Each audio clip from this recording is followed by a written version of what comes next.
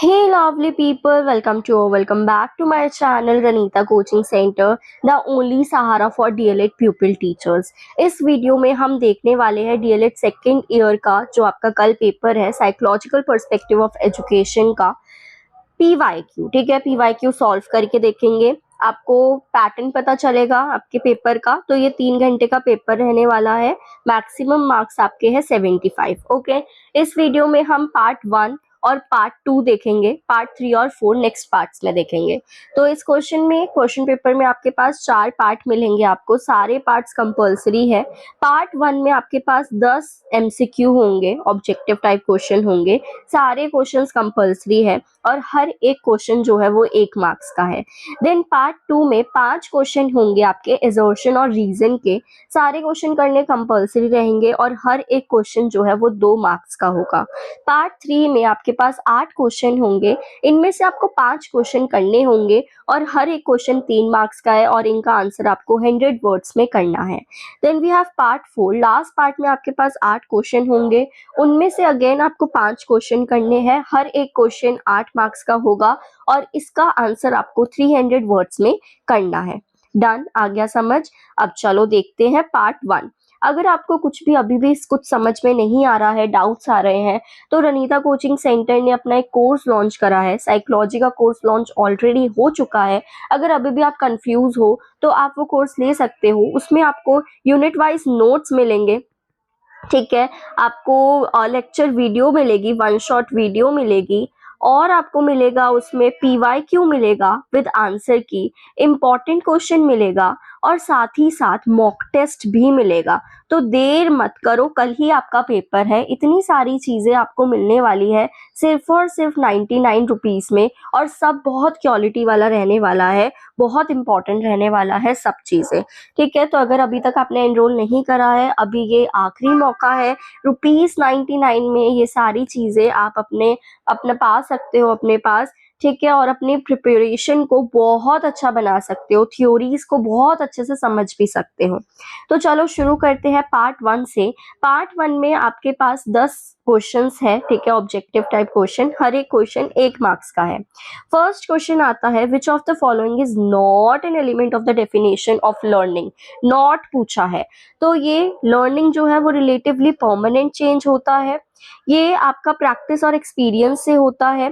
Changes due to growth और maturation, या इसमें आपका बिहेवियर में चेंज आता है।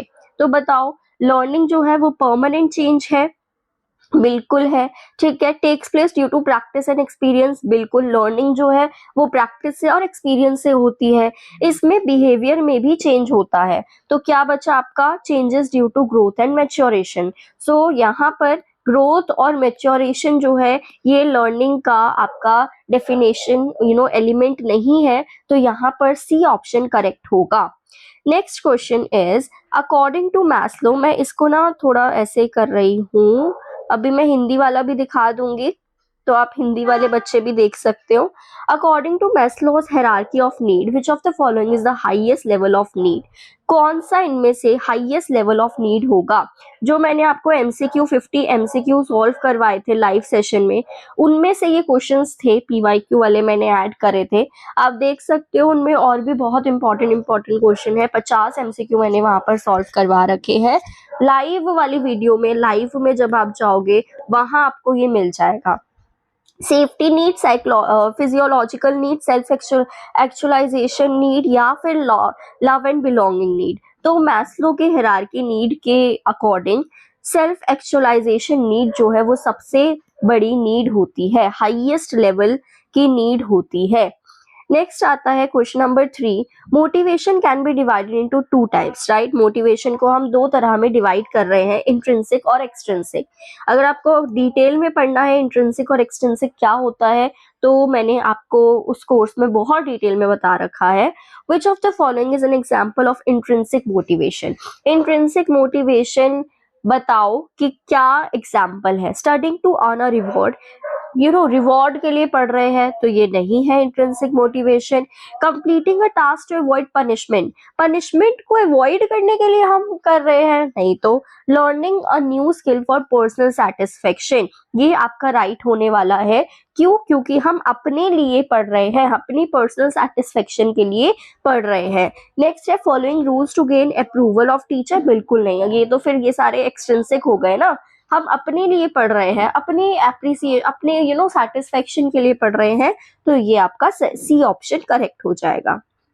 नेक्स्ट इज, हिंदी वाले भी देख सकते हो बेटा, स्क्रीनशॉट ले सकते हो इसका। Next question number 4, inner speech is crucial for, inner speech क्यों जरूरी है? एक्सटर्नल कम्युनिकेशन के लिए, प्रॉब्लम सॉल्विंग और सेल्फ रेगुलेशन के लिए, मेमोराइजेशन टास्क के लिए, और ग्रामर और सिंटेक्स एनालिसिस के लिए।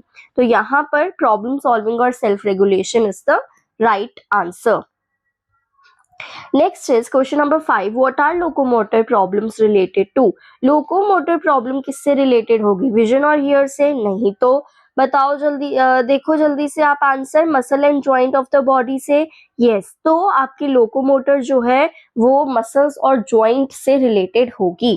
कॉग्निटिव जो है इससे नहीं होगी, कॉग्निटिव आपका माइंड और ब्रेन आ जाता है, और स्पीच और कम्युनिकेशन से भी नहीं होगी। चलो नेक्स्ट देखते हैं। ट्रू फॉल्स आएंगे उसके बाद आपका 6th क्वेश्चन से। तो ट्रू फॉल्स में सबसे पहले है, इन constructivism students take a more passive role in learning compare to behaviourism. तो कंस्ट्रक्टिविज्म में तो बच्चा एक्टिव रहता है, तो ये क्या हो गया आपका? फॉल्स हो गया। कंस्ट्रक्टिविज्म में क्योंकि बच्चा एक्टिव रहता है, पैसिव नहीं रहता, यहाँ पर एक्टिव होना चाहिए। चलो आगे देखते हैं। 7, attitudes influence our willingness to learn and our enthusiasm towards certain activity।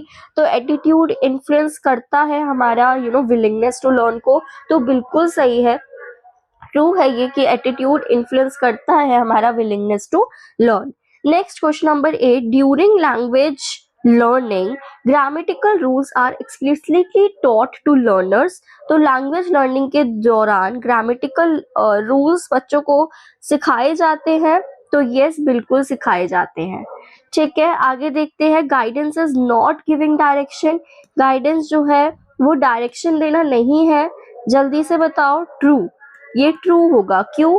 क्योंकि गाइडेंस जो है, हम बच्चों को गाइडेंस जब प्रोवाइड कर रहे हैं किसी इंडिविजुअल को, तो हम अपना पॉइंट ऑफ व्यू उन्हें बता रहे हैं, ठीक है। उसके बाद उन्हें क्या करना है क्या नहीं करना, वो उनके ऊपर डिपेंड रहता है गाइडेंस में, ठीक है। तो हम उनको direction is not giving direction, तो हम डायरेक्शन जो है नहीं दे रहे हैं उनको, they will do what they have to do. Okay, 10th question है, students with visual impairment should not participate in physical education programme. ये बहुत ही गलत है। अगर इसमें से कुछ भी आ जाए, इसकी जगह कुछ भी आ जाए कि ऐसा बच्चा है, ऐसा बच्चा है और उनको फिजिकल एजुकेशन में पार्टिसिपेट नहीं करना चाहिए, तो उसका आपका फॉल्स ही रहेगा। क्यों? क्योंकि कैसा भी बच्चा है उसको फिजिकल एजुकेशन उसके लिए बहुत ज्यादा जरूरी होगी। डन, तो ये हो गया हमारा पार्ट 1 कंप्लीट। अब देखते हैं पार्ट 2। पार्ट 2 में आपके जो है 5 क्वेश्चन होंगे, और वो 5 क्वेश्चन एजर्शन और रीजन होंगे। हर एक क्वेश्चन जो है वो 2 मार्क का होगा, ठीक है, तो इसको बहुत ध्यान से करना है। 11th क्वेश्चन है, एजर्शन में हमें क्या दे रखा है?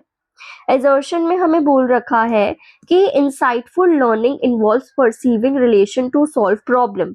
इंसाइटफुल लर्निंग में क्या है कि हम प्रॉब्लम्स को सॉल्व कर पा रहे हैं, ठीक है। तो ए तो हमारा सही है, ये तो सही बोल रहे हैं, इंसाइटफुल लर्निंग में यही होता है। रीजन क्या दे रहा है? Insight occurs to repetitive trial and errors attempt. तो ऐसा बिल्कुल नहीं होता है, ये गलत है कि ट्रायल और अटेम्प्ट होता है, तो ए हमारा करेक्ट है, आर यहाँ पर फॉल्स है।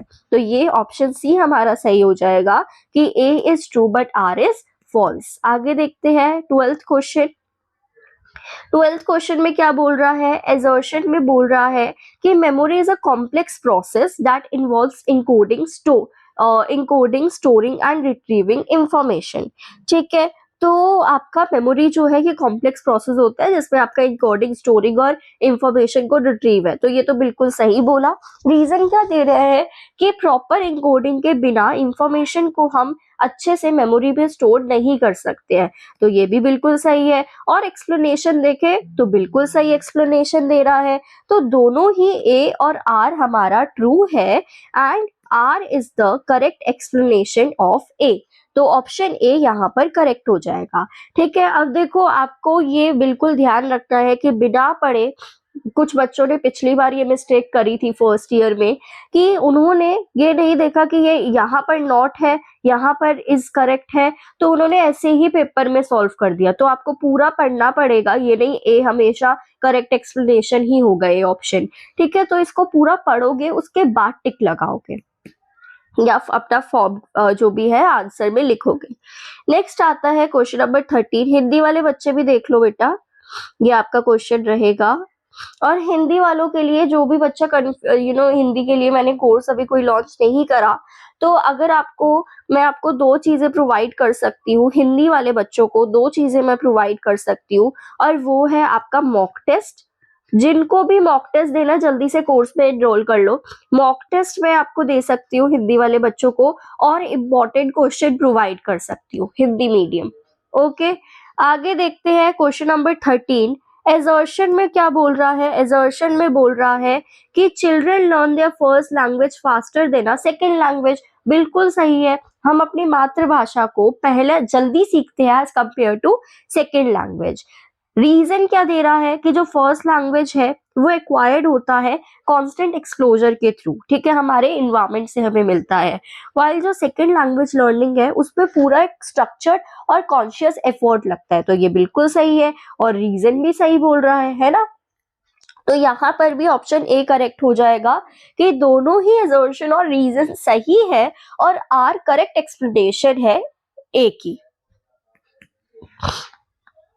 आगे देखते हैं, हिंदी वाले बच्चे देख लो बेटा, ये आगे देखते हैं क्वेश्चन नंबर 14। एजर्शन बोल रहा है कि guidance services in schools are irrelevant in today's world. ये तो बिल्कुल ही गलत बोल दिया। नहीं, बताओ जल्दी से कि गलत है, बिल्कुल गलत है। ठीक है, एजर्शन में क्या बोल रहा है कि गाइडेंस सर्विसेज जो है स्कूल की वो इररिलेवेंट है आज की दुनिया में। हमने क्या पढ़ा है कि गाइडेंस सर्विसेज बल्कि हमें स्कूल में प्रोवाइड करनी चाहिए। तो ये तो हो गया गलत। रीजन क्या बोल रहा है? द रैपिड ह्यूमन एक्सप्लोजर और टेक्नोलॉजिकल एडवांसेस जो है उन्होंने रिड्यूस कर दिया है the importance of personalize support. बिल्कुल सही है, आपका जो टेक्नोलॉजिकल एडवांसेस है उसमें जो पर्सनलाइज सपोर्ट है उसकी इम्पोर्टेंस थोड़ी कम हो गई है। तो ये बिल्कुल सही है। ठीक है, तो हमारा यहाँ पर कौन सा ऑप्शन सही होगा? ए आपका इनकरेक्ट है, तो ए is false but are is true. Option D यहाँ पर सही हो जाएगा। लास्ट क्वेश्चन आता है हमारा, हिंदी वाले देख लो बेटा। अब आता है last question, 15th question. Assertion में बोल रहा है कि गिफ्टेड स्टूडेंट्स फेस करते हैं चैलेंजेस को due to self imposed high goals and expectations from others. ठीक है, ये तो सही है, बिल्कुल सही बोला। आंसर क्या बोल रहा है कि रीजन है कि टीचर और पेरेंट जो है वो एक्सपेक्ट करते हैं कि वो हमेशा परफेक्टली परफॉर्म करे, which can lead to anxiety and stress. ये भी सही है, तो दोनों ही सही है और ये करेक्ट एक्सप्लेनेशन है। ओके, सो ऑप्शन ए यहाँ पर करेक्ट हो जाएगा। So this is all about, Hindi वाले देख लो बेटा, this is all about part 1 and part 2। Next video में हम पार्ट 3 करने वाले हैं, तो स्टे ट्यून्ड। चैनल को जल्दी से, आप बेल आइकन है ना उसको क्लिक कर लो, सो दैट जैसे ही मैं वीडियो अपलोड करूँ आप तक पहुंच जाए।